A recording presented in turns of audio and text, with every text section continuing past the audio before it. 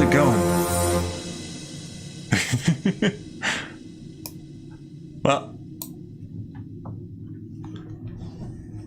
Well, yeah, it's been a hell of a week, hasn't it? Well, it has. Well, not yet. Actually, it hasn't been a week yet. But last week was a bit of a a bit of a mess. But we are looking forward, and we're not going to dwell on any of the shite that went on last week, because I already put out a video on that. So why bother rehashing? Nothing has changed in the meantime. And if you don't know what I'm talking about, it's the whole business with the Kickstarter trolls and all that shit. I'm still banned, and they still think it's a victory, and who gives a shit?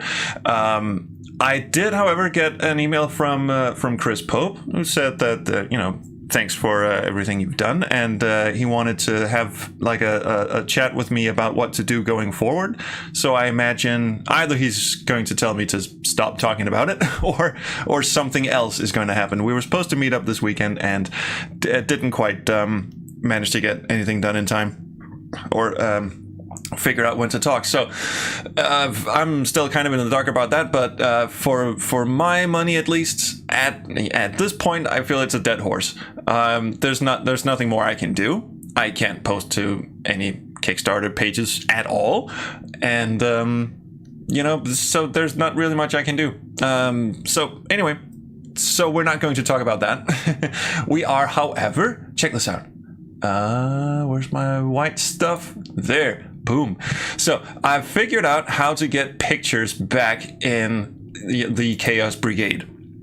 I'm actually using Google Slides now instead of Windows's picture viewer, which apparently is some sort of voodoo contraption that never quite works right, and OBS just couldn't capture it sometimes, and sometimes it would, and sometimes it wouldn't. So now I'm using Google Slides, which also means that I can actually see what the next picture is going to be. I have not, however. There we go. There we go. I have now enabled the actual picture slides show on the stream, which is also fortuitous, I guess. Anyway, so the reason why we're seeing this screenshot right now is because I just briefly wanted to say that last week we had a lovely time on Jess Morissette's stream, Decaf Jedi. He streamed Space Quest 3, and it was early enough in the morning for me, and very early in the morning enough for him. It was actually afternoon for me, but anyway, it was very early in the morning for him, like 8:30. So I was able to join him in the voice chat and show him this lovely little Easter egg of where if you enter a swear word 25 times, the 26th time it swears back at you, which he was not aware of. So that picture you're seeing right now is his honest to God reaction to seeing the text box on screen. And if you're wondering why it's a little more disjointed this episode, is I didn't write a script out this time. I didn't plan very much ahead, and I feel like maybe I should like dial down the ambition of the show in general. The last two episodes, I wrote out like a full script of everything I wanted to talk about, and while that was good fun, and I think that actually made for a better show, I just didn't really have the time or the wherewithal to do that over the weekend. So this one has no script. This one is just off the cuff stuff. So I hope you'll forgive me for that, I guess. I do have a couple of interesting little bits of news, some leftovers from last week, where we were supposed to do a show. And I actually had written out the whole Kickstarter debacle thing as an opening bit to a Chaos Brigade show, and then I decided, you know what? No, I'm just gonna make a regular video about that, and we'll save Chaos Brigade for another time, because my mood was kind of in the shitter last week. So the bit of news that I had. Oh, sorry, what?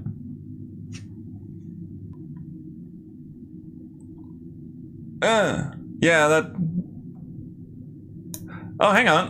The Discord is not piping through the stream, as far as I can tell. I think that's a nice little OBS bug. Hang on. Let me just see if this fixes things. Oh, you know what? Hang on. I think my Discord's also set to the wrong audio device. You know, who said I was a professional? Certainly not me. So. There we go. That should do it. Can someone say something? No. I hear stuff. Right. Okay. So anyway, what you said that the thing last week kind of put everyone in a shitty mood. Oh, just all the Yeah. dickheads being dickheads. Shark got a shark. Trolls got a troll. I think I sent you a massive rant, which I didn't really want to post to public, but yeah, my God, that made my blood boil. Yeah. Which is why we're looking forward. Indeed. Yes. So one thing that I learned last week, which I wanted to talk about last week, but now I get to... the caption on the screenshot is oddly appropriate given the accidental silencing. Yes. So moving on. So this is something I saw last week, which is that Virtua Verse, which is a point-and-click adventure game made by the music artist Master Boot Record. And if you don't know him, he kind of does these sort of techno metal-ish it kind of sounds like power metal if it was played by a Commodore 64. And he's like a little niche artist, but he's really good at his stuff. And Pickle Dog says NPR stuff is amazing, but apparently he also designed and wrote a point-and-click adventure game, a point-and-click cyberpunk adventure game of all things. And he also did the music for it, obviously. And that game, I haven't played it myself, but I was just really captivated by this this tweet that they put out where they said they're introducing story mode for fans of modern adventure games and visual novels, which means that they basically introduced an easy mode to their game. Now, I was not aware that this was that this was something that they had been working on, or indeed if they had received any criticism of their game being too hard. So of course I went on GOG and had a look at the user reviews, and a lot of them, this is the highlighted review, but there are a lot of reviews that talk about how the puzzle design in Virtua Verse borders on Moon Logic.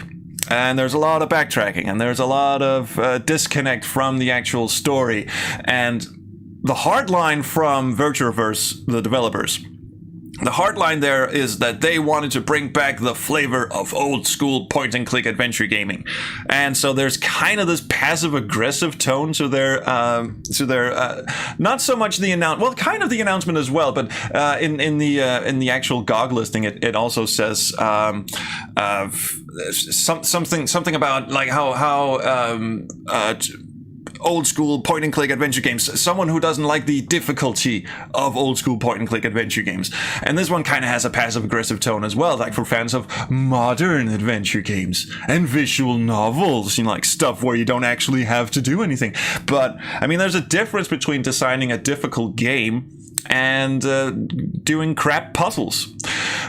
Pickle Duck says every game should have an easy mode. I approve. Now, I do not disapprove with the intent of having an easy mode. I think that is a very, very good idea. In fact, I was gonna save this for later, but let me just skip quickly ahead. See, we've had this all the way since Monkey Island 2, where Monkey Island 2 had the full mode, and it had Monkey Light, which also has kind of a passive-aggressive tone to it. Now that I think about it, but it's a very lovely idea, and I wholeheartedly approve of it. The thing that bothers me slightly about this whole Virtua Verse thing, Thimbleweed Park also carried on the tradition, and Monkey Island 3 had. Monkey Island 4 had none of the sort, because Monkey Island 4 was just a truck fire from start to finish. But there's a difference, but because Monkey Island 2 is like one of those master classes of adventure game design. Ron Gilbert, for all his flaws as a storyteller, in that he really isn't one, he is a master at designing adventure game puzzles. And they're fair. I cannot recall a puzzle in Monkey Island 2, or in Thimbleweed Park for that matter, or in any of the games that he's been associated with. Maybe a couple in Maniac Mansion, but then again, that was his first point-and-click adventure game. Monkey Wrench hinges, Monkey Wrench hinges on a pun that doesn't translate well, and is also a bit out of... it's a bit Moon Logic-y. all right, I'll give you Monkey Wrench, but on the whole, like 99% of Monkey Island 2 is a masterclass of design, and so is Day of the Tentacle. I know he didn't technically design Day of the Tentacle, but he was involved in it, and that whole puzzle dependency chain philosophy that he subscribes to, it really makes for some solidly designed adventure games. So having an easy mode in Monkey Island 2, I think, was sort of not a concession. It was a service. It was for people who just wanted to, like it says on screen, I've never played an adventure game before. I'm a little scared. What the hell's going to happen? Which, again, is kind of a passive-aggressive tone to take, but still. There's a difference between having good puzzles and having shit puzzles, and apparently, as far as I can tell, Virtua Sense. Sorry, have I been calling it Virtua World this entire time? Anyway, Virtua Sense. The puzzles in Virtua Sense apparently are just crap. And the reason they've now introduced an easy mode is because they're crap. And they've been taken to task for having crap puzzles. So this brings me to, because what I'm reading from the reviews, again, I haven't actually played the game, so I probably shouldn't be talking this much about a game that I haven't actually played, but it kind of smells a bit like German adventure game design, and that's why I had a screenshot of Secret Files Tunguska, which is an adventure game that I picked up for the Nintendo Wii, of all things, and tried to play it. And this was back in the dark days of adventure games, where there weren't really any adventure games being made, and certainly not published, except for German adventure games. And this is where the concept of German adventure game design comes from, which is, and I've mentioned this before, but briefly, it is when you get thrust into a situation, like this is the first room of Secret Files. This is the first room, and it just chucks a million inventory items at you, and then sends you off into the world and expects you to do something with them. And the inventory items very rarely have anything to do with either the plot that you're unfolding or the characters that you meet. It's a lot of like that puzzle in Longest Journey, where you take an inflatable duck bath toy thing and use it to fish out a key from the from a subway train. It's kind of like that is a stretch even by adventure game logic. Pickle Dog says, fun example of a difficulty adjustment was in World of Goo, where the devs had no idea how hard the game is, and only when it started showing up on stores with reviews did they add a proper level skip. Yeah, this is, I think, a lot of the things that could have been, with Virtua Sense. I mean, they must have had beta testers, but the sense I'm getting is that whenever beta testers or people who played the game were sort of going, you know what, this puzzle is a little weird, and this doesn't really make a lot of sense, it kind of feels like their attitude was, well, you're just not a fan of point-and-click adventure games, are you? At least not the classic kind, the unfairly hard point and click moon logic adventure games of the olden days, and it kind of feels like a point of pride to them. I will happily be proven wrong, obviously, and I haven't played the game myself. I believe I've said this.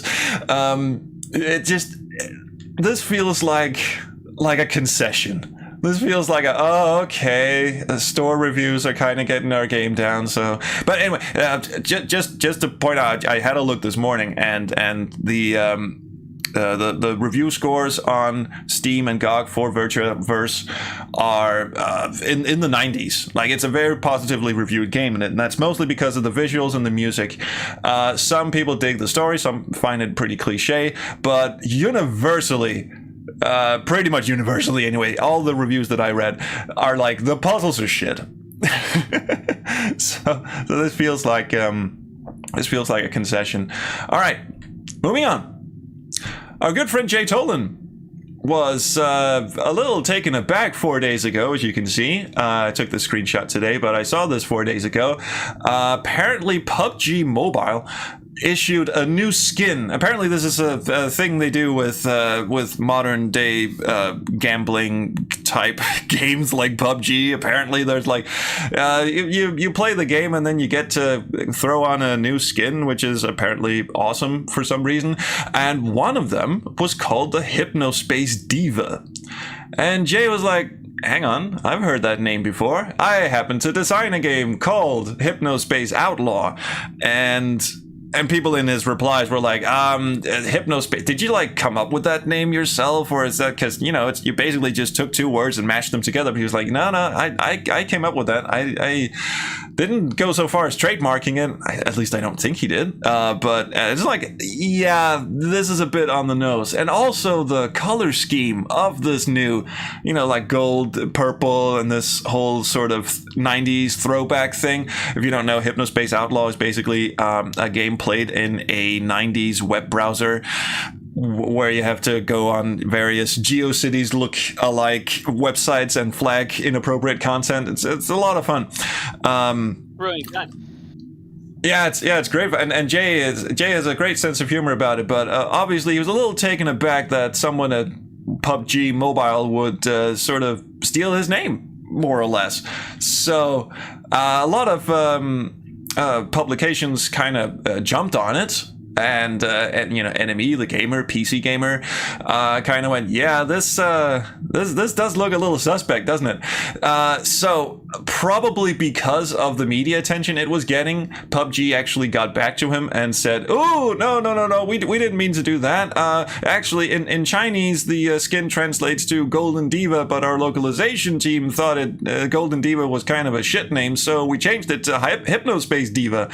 And their explanation kind of veers into weird territory where you have to read it a couple of times before you go, wait, what? So apparently, as far as I can tell, as they say here, an individual on their localization team saw the visuals for the skin and was reminded of your game, of Hypnospace Outlaw.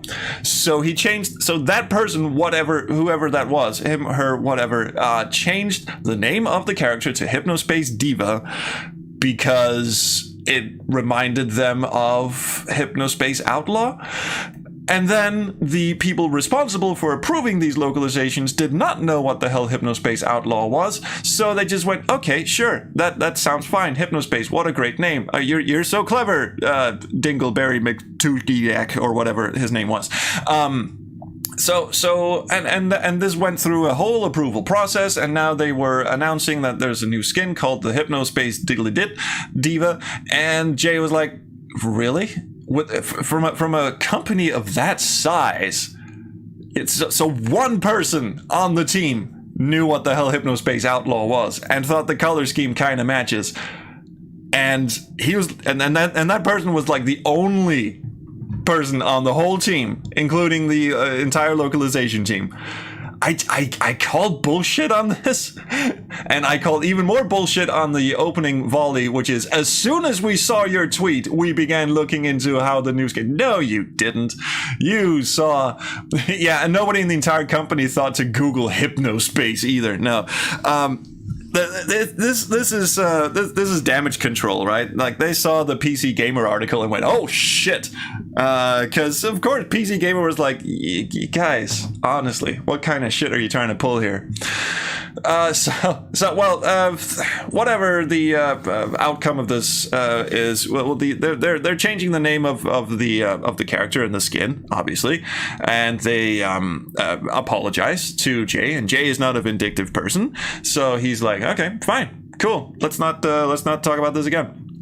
But he did, while this thing was going on, he did go on quite a rant on Twitter, going so far as to saying that it was kind of a shitty thing for people who market gambling to children, I think was one of the phrases he used, which I think was awesome. I mean, what the hell? I have no idea what PUBG actually is, but if you have to fork out real money to change the skin of your character, then I don't think that's very much fun. Apparently that's how computer games are now. Has anyone actually I see we have two Australians in the chat. We have Michael and Avusel. Has any of you ever played PUBG? No. No. It's like Fortnite, 100-player battle royale shooter. Yeah, I've seen people play it on YouTube, and it was like, okay, you get dropped into an arena, the arena gets smaller and smaller and smaller, and you basically just shoot each other. How do you play that on mobile? How does that work? My age is totally showing at this point. I've got a few mates that play like some Mech Warrior style games that are fully 3D rendered, and they surprisingly work really well on a mobile device. So maybe, I don't know. Who knows? But 3D games on mobile are usually. I try playing like Duke Nukem and Doom and shit like that. It's like I can't aim for shit on a mobile phone. I guess my thumbs are just too old. Well, get off my lawn, PUBG. That's yeah. If you play with virtual thumbsticks and people somehow put up with it. Yeah, Sweet Potato Moose says you played on mobile with digital joysticks. It sucks. Well, and Penumbra says just because it's modern doesn't mean it's good. And by that extension, just because it's modern doesn't mean it's bad either. I'm not saying everyone who plays PUBG is a complete dickhead. I'm saying the developers might be, but I'm not gonna sit here and say PUBG is shit because I've never played it.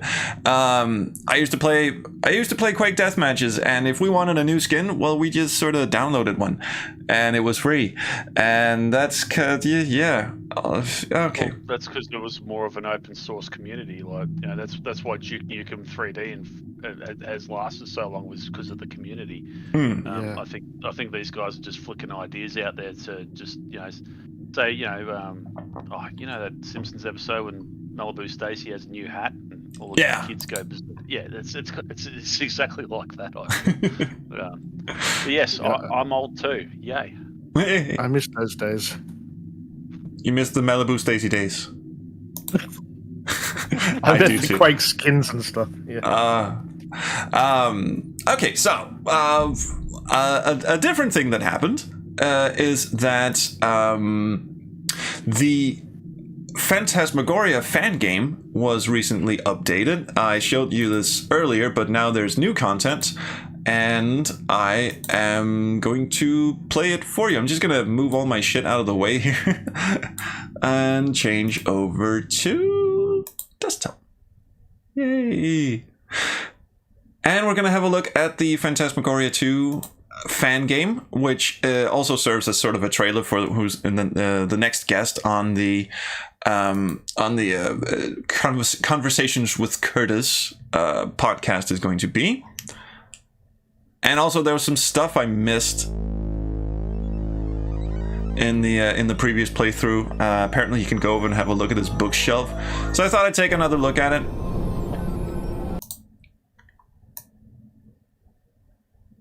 I just realized my screen needed a bit of adjustment. There we go. You can't do like Shift F11 just to... I could have done that. Why didn't I do that? Well, that's... There we go. Okay. That was a bit embarrassing.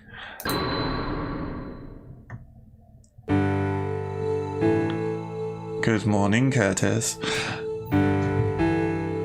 So I think most of the first bit of the game is the same as...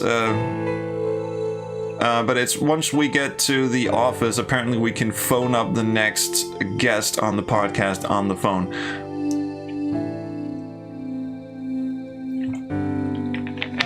Sorry, just had to get a quick bit of juice in there. He just looks fucking miserable, doesn't he? Yeah, he does. So I'm skimming through a bit of the FMV here, but one thing I should have done last time was to have a look over here at the bookshelf. Oh wait, there's I can look at. That's Curtis.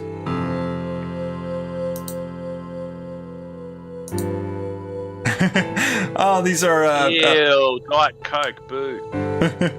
These are behind-the-scenes photos from the making of Phantasmagoria 2. That's nice that they put those in.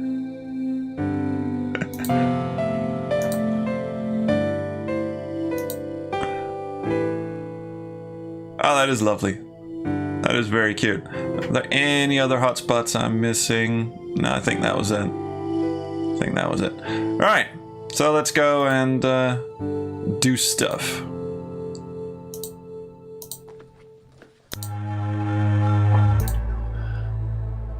Alright, so having a look, it said that the phone number or the phone extension for the guest that we can call is somewhere in his office. I would imagine it's not on the computer. Oh, this is the cutscene where he slaps himself. It worked. I'm in. Yeah. Wait, what? Hang on. Oh, so that... Oh, shit. Okay, so apparently using the computer just triggers the game over. So let's not do that. Let's fuck off back here and... Alright. Let's have a seat and check out anything that highlights. Oh! No, that's the computer. I almost clicked and almost made a mess of things. And yes, this is in a browser. Sweet Potato Moose asked, is this in a browser? Yes, it does run in a browser. I don't see... If this is like a little pixel hunt, then I will be very upset. Also, the phone isn't even... I just realized the phone is not even okay. Intriguing. Also, I can't quit the screen. I can't look away. So I'm trapped here now.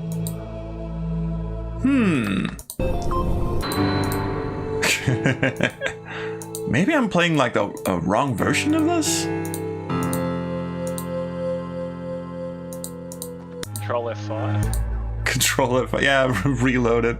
No, this should be like a fresh install or whatever. This is way cooler than Flash games. Yeah. Man, the facial expression when he's just standing there, I reckon you could just see, like, you know, his crotch get dark from peeing his pants, and he just blinks and stares at you. Yeah. So apparently, once I sit down on the screen, then I'm trapped. I can't find the phone number anywhere. Oh well.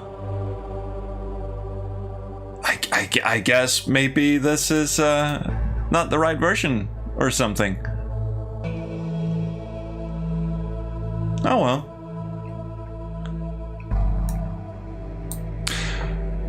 Well, that was a bit of a letdown, but I did manage to see the behind-the-scenes images, so there's that, obviously. I do have something awesome to show you.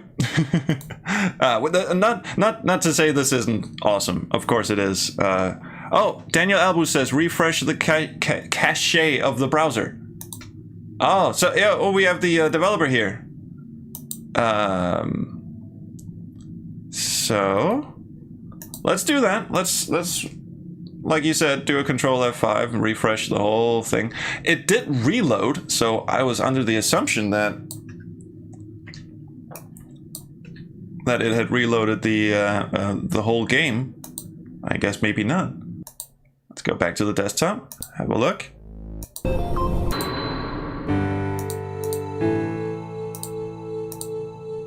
Or open in incognito. Oh yeah, incognito is also a good way to do it.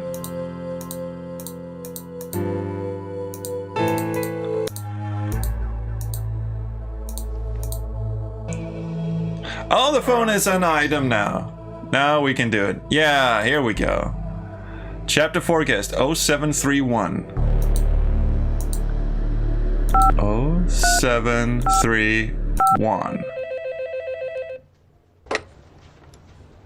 This is Curtis. This is Roberta from Mr. Spinrad's office. Please hold.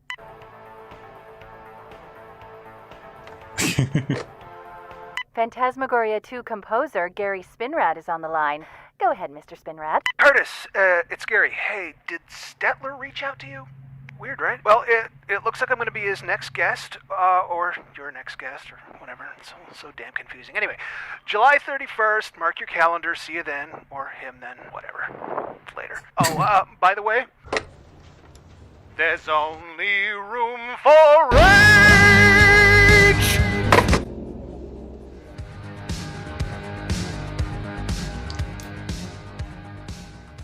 hoping to go, oh, by the way, and just slap him again. Yeah, that would be awesome.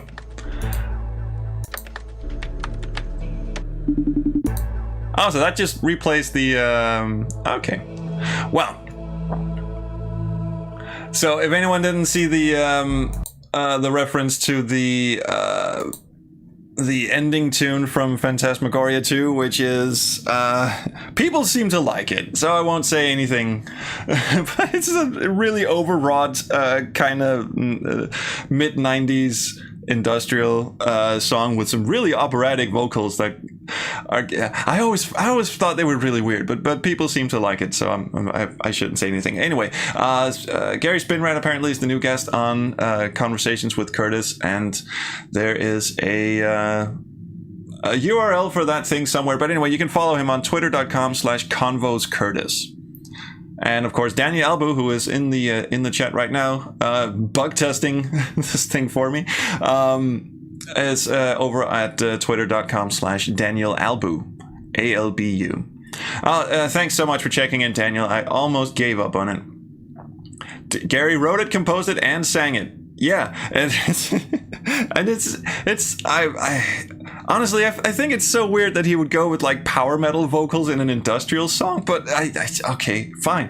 I'm not gonna say anything. The rest of the music in Phantasmagoria 2 is actually really, really good, and it has a lot of like very moody, very. It's not the same as the ending tune. So that'll be interesting. All right, so I did say I had something else planned, and we're just gonna finish off on this. Let me bring in the white thing here. So I think it was last week, could have been a week, 2 weeks ago actually. A lovely person on the SQH Discord, whom you may recognize, James Howard, who orchestrated some really, really awful things for the Space Quest Pain Train stream. He was the architect behind the absolute awfulness that was Space Quest 1 VGA in text mode. And while of course that was, by awful I mean amazing, obviously, and it's let's just say he's one-upped himself. Let's just say we didn't have this when we were doing the Pain Train, and as a result of the awesome good time we had playing Space Quest 1 VGA in 4 colors text mode, James actually went back and did a patch for the original Space Quest 1, which is already in pretty damn low res, but it's now in low res text mode. So here we go. Have a look at this. So this is better than the 4-colored LSD eye vomit. It's roughly the same as the 4-color eye vomit, except I'm running this in, I guess, the wrong DOS box, so we can't have the 4-color CGA on top of it. It is in 16-color EGA, but still, it's completely illegible. Except when it goes into proper text mode for the opening crawl and welcome aboard the Arcata. But once you get into the graphics mode, yeah. Whoa. Yeah, there's no text box. Also, I can't. For some reason the number pad keys don't work. What happens if I type anything? Oh, I can type. I just can't see the actual parser thing. This is it's way too slow. Let's double up to fast. There we go. Do you think we can make it off the Arcata this way? Maybe. I'd be really, really impressed if we did. No typos. Get key card. I'm typing blind. I'm just gonna assume that says yes. I'm just gonna assume that gave me a key card. Can you type pocket or whatever, inventory or whatever? If I bring up the inventory, it's gonna change to text mode. So, oh, you're carrying nothing. I have to search him. Tab should work. Yeah, tab works. Alright, so search guy. Search man. There we go. That's the text box. Get key card. And we now have a key card. There you go. So now we can go back and meet our old friend, the injured scientist, who is probably a little worse for wear than he normally is. This is brilliant and all, but I'm just thinking of the Vine monster in Space Quest 2. Oh God. Oh yeah. There's an idea. There's an idea for the next Olympics. Dude, you're supposed to tell me something. Hello? Talk, man? I think he maybe did. Maybe he just croaked it. All right. Look, screen. Retrieving. Also, the resolution of the window changes when it goes into text mode. That's why half of the screen gets cropped off. Look, don't talk. Yeah, I did that. And get cart. And let's see if we can make it to the escape pod. So this is an extra pain train special, thanks to the wonderful the demented genius that is James Howard. Oh. Sponsored by James Howard Eye Vomit. Eye Vomit right to your eyes. Oh shit! Yeah, I made it, because I was just thinking, I can't see the bottom of the screen, so there's no, you think you hear footsteps. There's none of that. So I'm just gonna pretend that there are no footsteps. Because even if the game is telling me you think you hear footsteps, I won't be able to see it. Also, it's actually converted it all to ASCII. It's all ASCII. Put key card in slot. I don't know if I did that right. I have the most conflicted nerd on right now. I made it into the airlock. Jeez. Also, when I type, do you see that little black line filling across the screen? Apparently that's my parser, but it's so messed up that it's like it's transmuted itself to the top of the screen. Anyway, press airlock. And the top of the screen just goes, ah! I actually don't think that did anything. I think I'm just gonna be on the safe side and just get the space suit. Press right. Press left. It's going full Zalgo, yes. Get thing. Get suit. Did that open? Did this open? It did not. Oh man. There's things in your life where when once you see them, you can't unsee them, and then whether in your brain or not, you deem it necessary or unnecessary. I find this like unnecessarily necessary. That is a good way to put it. Yes, yes. I think this might, this could be a recurring thing. Like in the future, we can use. I mean, we could play like classic DOS games and then put Brandon's CGA shader on top of it and just see if it still makes sense. I mean, I would love to play like I don't know, just play like normal Doom or One Must Fall or something like that in CGA colors. Okay, let's see if I remember this. A friend of mine, he got the full version of One Must Fall. He played it that much that he had to go to the doctors with a migraine because he stayed up for nearly 2 days straight just playing the game. Oh, good lord. One Must Fall has a shitload of Easter eggs as well, which is, and secret characters and stuff I didn't know was in there until I just happened to look it up like a couple of years ago. And I just went, there was a lot of shit in this game that I had never known about. Oh, and Pickle Dog says, my latest Doom hack, check it out. Where? Point in direction of Doom hack. And I will, oh, look at that. Oh, that is beautiful. Oh, Corona, what have they done to you? I just want to see the close-up of, yeah, here we go.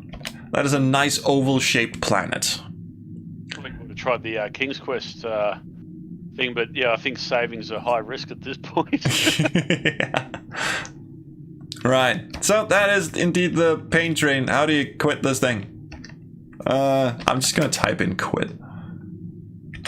There you go. So, thank you so much for having a look at look at those cracks. That was brilliant. Thank you so much to James Howard for being an absolute weirdo who makes amazing things. If you'll notice we don't have a To the Wolves segment this week, and that's because no one has sent me anything to have a look at. I really don't want to go and look for things myself because that seems a little cruel.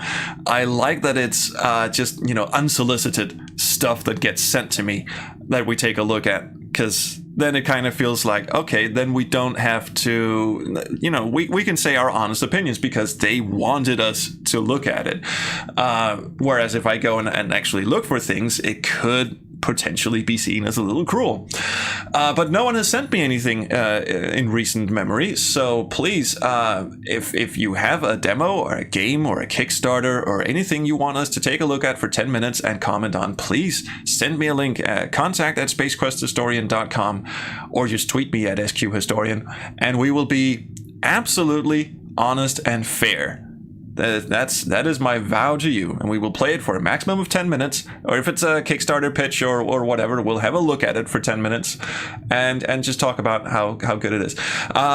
Sweet Potato says, I published a terrible game on Steam 2 years ago. Do you want to make fun of it? Yes, please link it to like in the SQH Discord or whatever, and I'll put it on the docket for next week. So anyway, that was pretty much it. I forgot to update my end credits, so there's a name missing from the credits. I'm very sorry about that, but yeah, that's the level of professionalism we're at. Also, this was a little of a disjointed episode, I realize, but I kind of like the more relaxy feel and the less scripted. But then again, I don't know. What do you guys think? Should I go back to actually writing a script for next week? No comment. None. No comment is in. No, just keep doing what you're doing. Thank you. Yeah. All right. Well, that works. That works. There's a lot more and stuttering, but yeah, we'll get by. So anyway, thank you guys so much for joining me. Thank you guys in the voice chat, and thank you everyone for watching. And I'll see you around the Chrono Stream. Bye. Bye. We can sing out.